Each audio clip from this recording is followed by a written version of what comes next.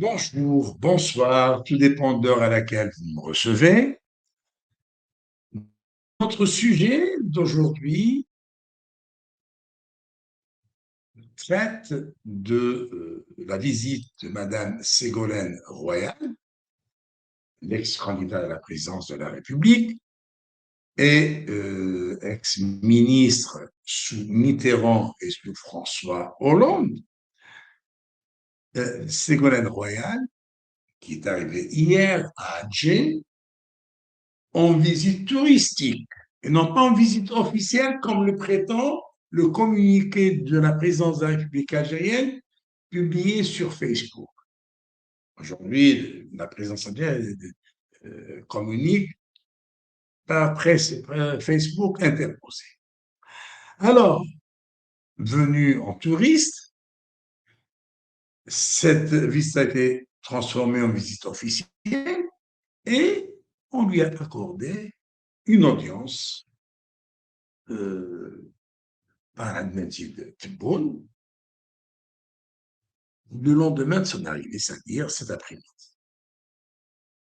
Cela relève moins de la diplomatie que de la mise en scène. Convenons-en, dépourvu depuis longtemps de toute responsabilité officielle en France, elle n'occupe plus aucune fonction qui lui permet d'être en contact avec les centres décideurs, avec le pouvoir en place français. Eh bien, cette ancienne ministre, ancienne candidate à la présidence de la République française, n'occupe plus qu'une fonction honorifique à la tête de l'association France. Et ce n'est pas l'État français qui lui a confié cette responsabilité ou ce poste. Et ce n'est ni un ministre de l'Intérieur, ni un président public, c'est juste des membres de cette association. Une association dont on n'a pas entendu parler des durée.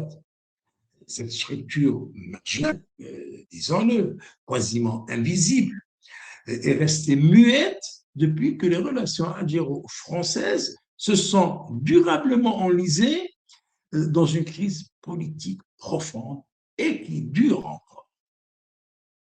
Et pourtant, cette visite a été traitée comme un événement majeur.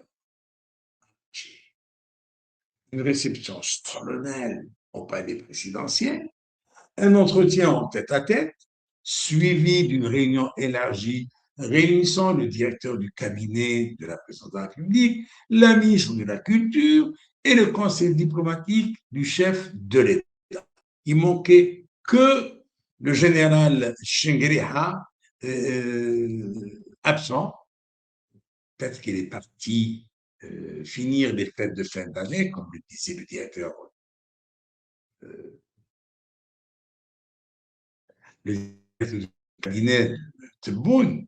Il expliquait l'absence de Chengueriha à la fin de l'année, au début de l'année 25 et au début de l'année 26, par les fêtes de fin d'année. Parce que, pour la première fois, j'entends parler de ça, un responsable algérien, de surcroît chef d'état-major de l'armée, fête Noël, fête la Saint-Sylvestre, prend une quinzaine de jours de congé. Ça, c'est nouveau. On sait très bien qu'en réalité, il est allé se faire soigner en Suisse. Il a subi des séances de chimio ciblées parce que son état de santé s'est dégradé. Et là encore, son état de santé s'est dégradé puisque depuis 3 jours, il n'a pas donné signe de vie. Donc, la panoplie de responsables algériens qui ont rencontré Ségolène Royal ont donné un caractère officiel pour la visite de l'ancienne ministre française, qui pourtant est venue seule sans mandat, sans pouvoir de décision, sans relais réel dans les sphères dirigeantes françaises. Elle est complètement déconnectée des sphères dirigeantes françaises. Donc, ce décalage grotesque révèle une réalité gênante. Le pouvoir algérien semble en quête désespérée d'un canal de communication avec la France, après avoir été marginalisé, ignoré, voire délibérément tenu à distance depuis près de 2 ans.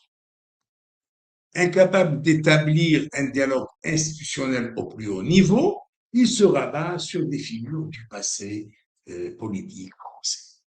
Comme s'il suffisait d'une photo et d'un communiqué pour donner l'illusion d'un dialogue retrouvé. La présidence de la République algérienne a tenté de donner un vernis diplomatique à cette séquence en évoquant de vagues discussions économiques et politiques destinées à définir les contours d'une coopération bilatérale dans les domaines de l'investissement, de l'énergie, du développement durable, de l'éducation et de la culture. Une liste fourre-tout, récitée mécaniquement, sans le moindre contenu concret, sans engagement précis, sans calendrier, sans interlocuteur légitime du côté français. Madame Ségolène Royal ne peut pas traiter tous ces sujets toute seule, hein? Et puis elle n'a aucun pouvoir de décision, elle n'a aucun agenda, elle n'a absolument rien. Et je suis sûr, ils ont parlé de la pluie du vent. Mais elle a dû écouter Tebboune dans son délire, raconter n'importe quoi, comme il lui arrive de le faire même en public, et ça s'arrête là. Maintenant, à lire le communiqué de la présidente de la République relayé par la presse stipendiée, bien une question s'impose avec brutalité. De qui se moque-t-on? De qui se moque-t-on?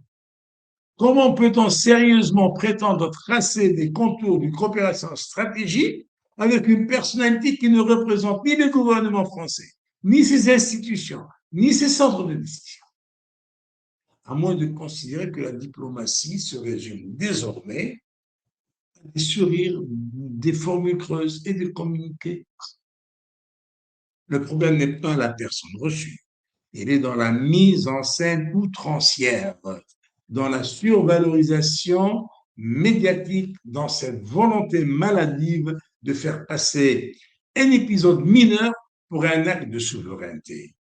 Car un État réellement souverain ne cherche pas à impressionner par le décor. Il impose le respect par la cohérence de sa politique extérieure, par la clarté de ses choix et par la solidarité de ses interlocuteurs. Et la solidité de ses interlocuteurs en exposant ainsi sa fébrilité diplomatique. Le pouvoir algérien ne renforce ni son image ni sa position. Il dévoile au contraire